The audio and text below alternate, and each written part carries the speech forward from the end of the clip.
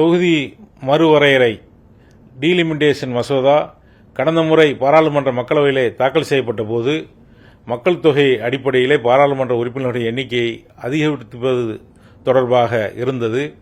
அதன் மூலமாக தென் மாநிலங்களெல்லாம் பாதிக்கப்படும் என்பதை உணர்ந்து மக்கள் தொகை கட்டுப்பாட்டை, குடும்ப கட்டுப்பாட்டை சரியாக செய்த தென் மாநிலங்களுக்கு பரிசளிப்பதற்கு பதிலாக இது பாதிப்பாக அமையும் என்கின்ற அடிப்படையிலே கடந்த முறை எதிர்த்தோம்.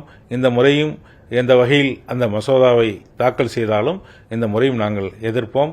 எப்படியும் தென் மாநிலங்களுடைய எண்ணிக்கையை கணக்கெடுக்காமல், அந்த எண்ணிக்கையெல்லாம் தேவைப்படாமல் வட மாநிலங்களுடைய எண்ணிக்கையை, பாராளுமன்ற உறுப்பினர்களுடைய எண்ணிக்கையை அதிகப்படுத்தி அதன் மூலமாக அங்கே ஆட்சி அமைப்பதற்கான திட்டமாகத்தான் நாங்கள் இதை பார்க்கின்றோம். இந்த மசோதா நிறைவேற்றப்பட்டால் தென் மாநிலங்களுடைய உரிமைகள் பறிபோகும். அதனால் இதை வரக்கூடிய கூட்டத்தொடரிலே தாக்கல் செய்தால் எதிர்ப்போம்.